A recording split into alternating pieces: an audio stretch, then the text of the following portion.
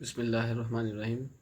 तो बेटे class 10th का चैप्टर 1 लेक्चर नंबर 2 आज हमने डिस्कस करना है। ठीक है, इससे प्रीवियस लेक्चर में मैंने आपको जो चीज़ें बताई थी वो आपने ज़रूर सुनी होंगी। अगर आपने वो लेक्चर नंबर 1 नहीं देखा तो वो देखें, क्योंकि इस लेक्चर में जो बातें करेंगे वो पहले वाली चीज़ों से थोड़ी सी रिलेट करेंगी। ठीक है, लास्ट टाइम बेटे हमने देखा था कि किस तरह से हमारा जो मैटर है वो कैसे फिजिकल स्टेट के जो काइनेटिक पार्टिकल थ्योरी है वो सॉलिड लिक्विड गैस को एक्सप्लेन करती है। ठीक है, हमने सारी उसकी प्रॉपर्टीज़ देखी थी, बहुत अच्छे से समझा था सारा कुछ, अपने कॉन्सेप्ट को बिल्कुल जो है वो क्लियर कर लिया था। ठीक है, आज का जो टॉपिक है बेटे लेक्चर का वो सबसे पहले स्टार्ट होगा, छोटा सा टॉपिक दिया है हमारी बुक में, इंटरनल एनर्जी के बारे में। ठीक है, तो इसको मैं ऐसे डिफाइन करूंगा आपके लिए, the sum of all forms of energy that present in a system. किसी सिस्टम में, फॉर एग्जांपल एक बीकर में, ठीक है, एक बीकर हम सपोज कर लेते हैं, इस बीकर में ये सॉरी चलेगा, हाँ, इस बीकर में मॉलिक्यूल्स हैं, मतलब कोई लिक्विड है, गैस है, कुछ भी है। ठीक है, कोई भी स्टेट है, इनके दरमियान जितनी भी एनर्जीज हैं, फिजिकल सॉरी जो पोटेंशियल है, काइनेटिक एनर्जी है, जितनी भी एनर्जीज हैं, उन सब का जो सम होगा ना, उन सब का जो सम टोटल करेंगे उसको हम कहते हैं इंटरनल एनर्जी। ठीक है, kinetic energy due to the movement of particles, जो पार्टिकल्स इसके अंदर हैं उनकी मूवमेंट जो है वो काइनेटिक एनर्जी होगी। और इनके दरमियान जो अट्रैक्शन है, जो टाइप ऑफ इंटर अट्रैक्शन जिसको कहते हैं, इनके दरमियान जो अट्रैक्टिव फोर्सेज हैं उसको बेटे उस एनर्जी को हम पोटेंशियल एनर्जी कहते हैं। ठीक है, potential energy due to the bonding और अट्रैक्शन बिटवीन देम। ओके, तो ये हो गया इंटरनल एनर्जी। इंटरनल एनर्जी कैसे बढ़ती है? Heat increase the internal energy, हम पढ़ चुके हैं। देखो, हीट बढ़ाने से मतलब टेम्परेचर को बढ़ाने से क्या होता है बच्चों? कोलिजन बढ़ती है, यानी टक्कर ज़्यादा होती है मॉलिक्यूल्स की आपस में। और कोलिजन बढ़ने से क्या चीज़ बढ़ती है? काइनेटिक एनर्जी बढ़ती है। यानी कि इस तरह कह सकते हैं कि काइनेटिक एनर्जी बढ़ी तो क्या इंटरनल एनर्जी भी बढ़ जाएगी। ठीक हो गया। अब हमारे क्विज क्विक चेक है कि ट्रांसलेशनल मोशन क्या है। ये प्रीवियस टॉपिक से लिया गया topic, the type of motion in which object मैंने यहाँ पे एटम मॉलिक्यूलर आयन इसलिए लिखा है ताकि केमिस्ट्री से रिलेट हो जाए, क्योंकि बेसिकली हम फिजिक्स में पढ़ते हैं ना, atom molecular ions moves in a straight line और in a same direction same time. ठीक है, ए से बी, फॉर एग्जांपल ये ए पॉइंट है, ये बी है, इधर से लेके इधर तक मॉलिक्यूल ने मूव किया तो ये ट्रांसलेशनल मोशन है। ठीक है, इन सॉलिड ये निग्लिजिबल होती है, ट्रांसलेशनल मोशन नहीं होती बेटे, उधर वाइब्रेशनल मोशन होती है। ठीक है, इन लिक्विड। नेक्स्ट है बच्चों, क्वेश्चन था हमारी बुक में, क्या जो है क्विज में बेटे क्वेश्चन था कि जो काइनेटिक एनर्जी है तमाम मॉलिक्यूल्स की, हाँ, इधर सवाल था सेम टेम्परेचर पे, यानी टेम्परेचर कांस्टेंट है किसी सिस्टम का, हम कहते हैं ये सिस्टम है हमारा। ठीक है, इसका टेम्परेचर है 20 डिग्री, लेट्स सपोज इसके अंदर जो गैसेज हैं वो एक गैस है हाइड्रोजन, एक है कार्बन डाइऑक्साइड, एक है ऑक्सीजन। ठीक है, अब वो पूछ रहा है क्या सेम टेम्परेचर पे, ये जो सेम टेम्परेचर है ना 20 डिग्री से, इन सब की काइनेटिक एनर्जी सेम होगी? तो आंसर होगा बेटा yes, at the same temperature the molecules of liquid and gases possess same average kinetic energy because kinetic energy depends upon temperature only. okay, तो टेम्परेचर पे डिपेंड करती है, टेम्परेचर सेम रहेगा तो इन सब की काइनेटिक एनर्जी भी सेम रहेगी। क्लियर होगी मेरी बात? तो यहाँ तक इंटरनल एनर्जी और क्विज चेक जो है हमने, क्विक चेक सॉरी, जो है वो क्लियर कर लिया अपना। नेक्स्ट हम देखते हैं इंटर कन्वर्जन, जो है inter conversion of physical state.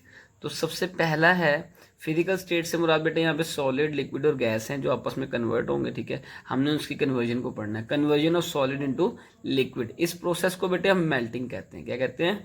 Melting कहते हैं। सही है, सबसे पहले फिजिकल स्टेट चेंज होती है हीटिंग से। फिजिकल चेंज कैसे चेंज होती है? हीटिंग से होती है। हीट क्या करती है बेटे? टेम्परेचर इंक्रीज करती है। टेम्परेचर इंक्रीज होता है तो क्या होता है? काइनेटिक एनर्जी बढ़ती है। काइनेटिक एनर्जी बढ़ेगी तो कोलिजन बढ़ जाएगी। ठीक है, अब कोलिजन बढ़ती जाएगी मतलब वाइब्रेशन बढ़ेगी। वाइब्रेशन बढ़ी तो क्या हुआ? सॉलिड के पार्टिकल्स की वाइब्रेशन बढ़ने से क्या मतलब है? अब वो अपनी जगह छोड़ने वाले हैं जब तक उसका टेम्परेचर एक खास पॉइंट पे नहीं पहुंच जाएगा। जैसे ही वो टेम्परेचर अटेन हुआ, वो मेल्टिंग पॉइंट अटेन होगा, तो उनके दरमियान जो कोहेसिव फोर्सेज हैं, अब बेटे कोहेसिव फोर्सेज कहते हैं the type of forces which are present between the same kind of atoms और material. Okay, cohesive forces at certain temperature solid melts into liquid, और उस टेम्परेचर को बेटे हम क्या कहते हैं, मेल्टिंग पॉइंट कहते हैं। ठीक हो गया, ये कन्वर्जन मैंने आपको सिखा दी। तो अब यहाँ पे सवाल लिखोगे बुक के स्टार्टिंग में, इस पैराग्राफ के स्टार्ट में, what happen with the molecules of liquid, ये लिख देता हूँ मैं आपको यहाँ पे, नीचे लिख लेते हैं थोड़ा सा करके इधर, हाँ, व्हाट हैपन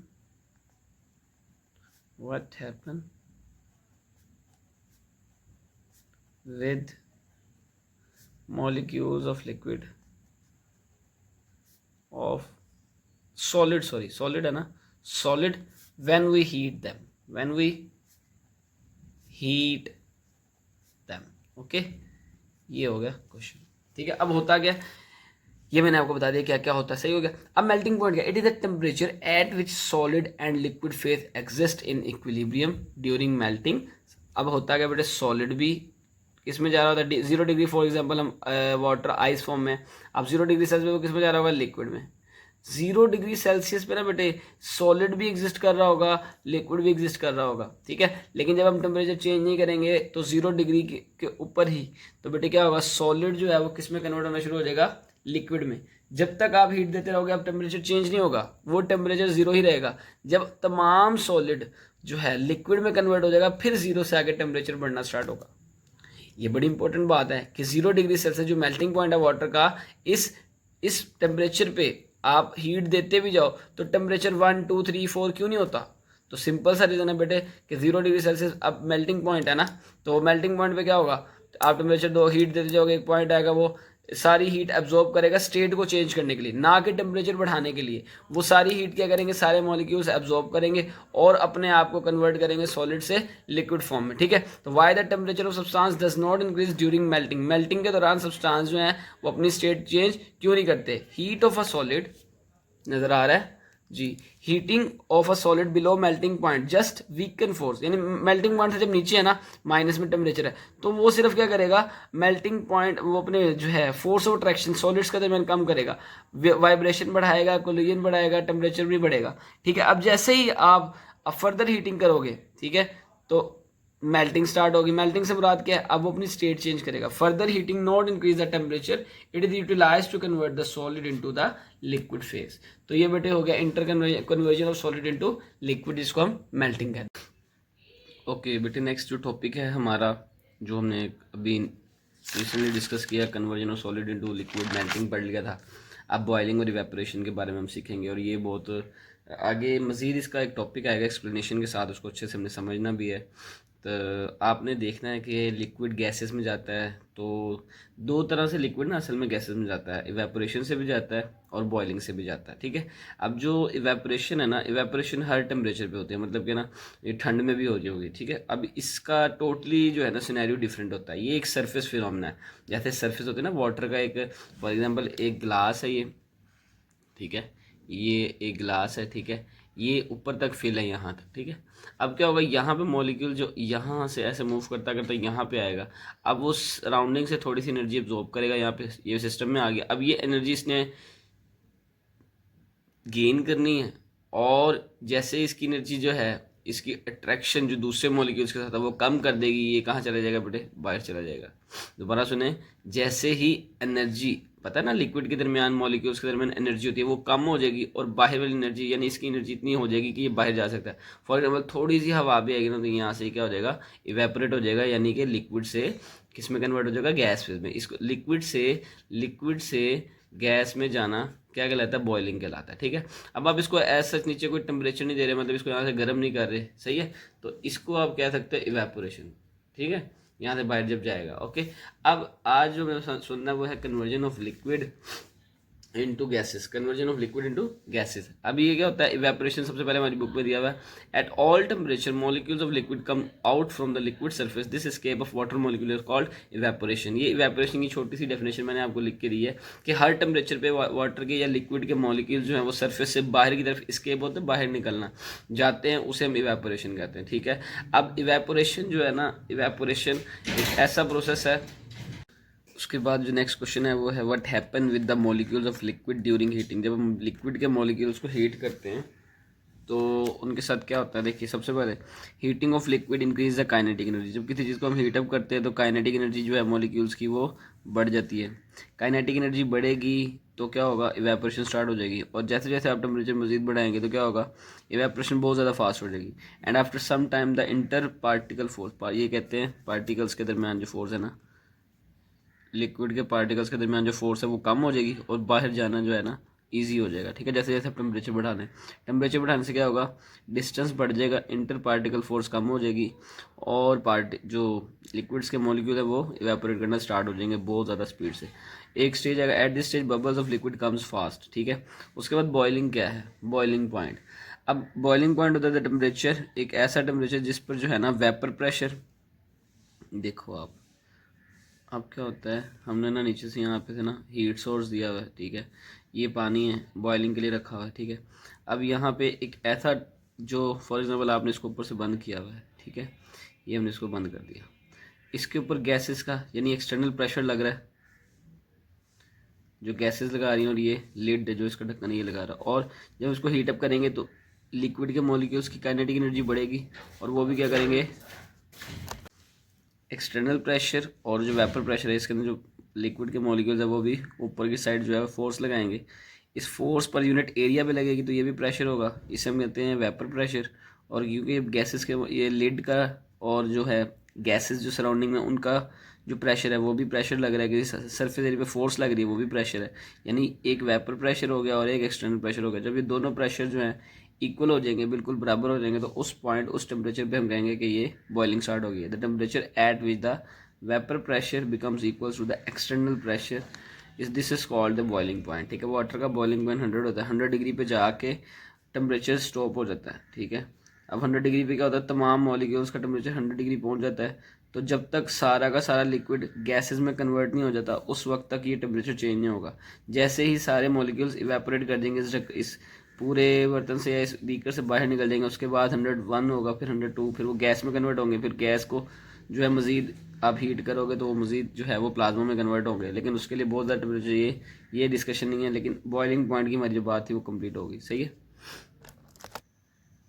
अब नेक्स्ट है, लास्ट पैराग्राफ था इस टॉपिक का, why the temperature remains constant during boiling. मैंने बता दिया अभी आपको, बॉइलिंग के दौरान जो है ना, फॉर एग्जांपल 100 डिग्री पे जो है वाटर क्या करता है, बॉयल हो जाता है। 100 डिग्री के बाद टेम्परेचर मज़ीद इंक्रीज़ नहीं करता, वो वहाँ पे स्टॉप कर जाता है, और जितनी हीट उस वक्त हम दे रहे होते हैं सारी की सारी जो है वो यूज़ हो रही होती है स्टेट को चेंज करने के लिए, मतलब लिक्विड को सिर्फ और सिर्फ गैस में कन्वर्ट करने के लिए वो टेम्परेचर यूज़ हो रहा होता है, टेम्परेचर बढ़ता नहीं है। ठीक है, जब तक आपका सारे बीकर का पानी जो इवेपोरेट नहीं करेगा 100 डिग्री से टेम्परेचर ऊपर नहीं जाएगा। At this stage boiling point all the heat is utilize to convert the liquid into gas, to convert all the liquid into gas, utilize होती है, यूज होती है।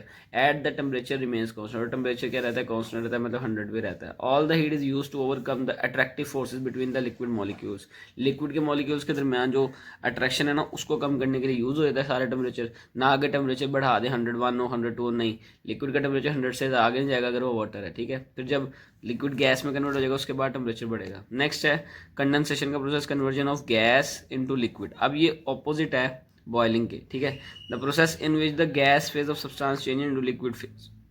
अब क्या होता है, हम गैस के अंदर से हीट को बाहर निकालते हैं, जितनी भी हीट प्रेजेंट है हीट बाहर निकालेंगे तो क्या होगा, गैस के मॉलिक्यूल्स की जो काइनेटिक एनर्जी है वो कम हो जाएगी।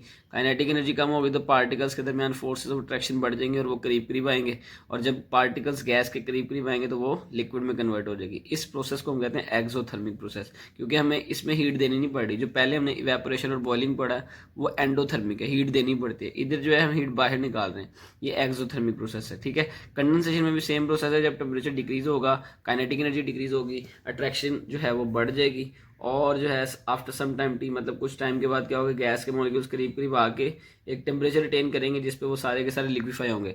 फॉर एग्जांपल वाटर अगर किसी टेम्परेचर पे लिक्विफाई हो रहा है तो वो जब तक सारा का सारा जो वेपर फेज वाला वाटर है वो लिक्विड में नहीं कन्वर्ट होगा वो टेम्परेचर भी चेंज नहीं होगा। आपने याद रखना, मेल्टिंग पॉइंट हो, बॉइलिंग हो या फ्रीजिंग पॉइंट हो, जब तक फेज चेंज नहीं होगी तो उसका टेम्परेचर चेंज नहीं होगा। ठीक है, तो ये हमारा जो है टॉपिक आज का जो है कंप्लीट हो गया। इसको अच्छे से अपने सुन लेना, ये सवाल मैंने लिख दिया बुक के, पैराग्राफ नंबर 1 2 3 सारा कुछ लिख दिया लास्ट में। जो है सॉलिड वाला मैं समराइज़ करता हूँ, सॉलिड को लिक्विड में कन्वर्ट करना पड़ा है, लिक्विड को गैस में, गैस को अगेन लिक्विड में, ठीक है। ये बॉइलिंग था, मेल्टिंग था और कंडेंसेशन था। जो सवाल थे एक्सरसाइज को मैंने को लिख दिया।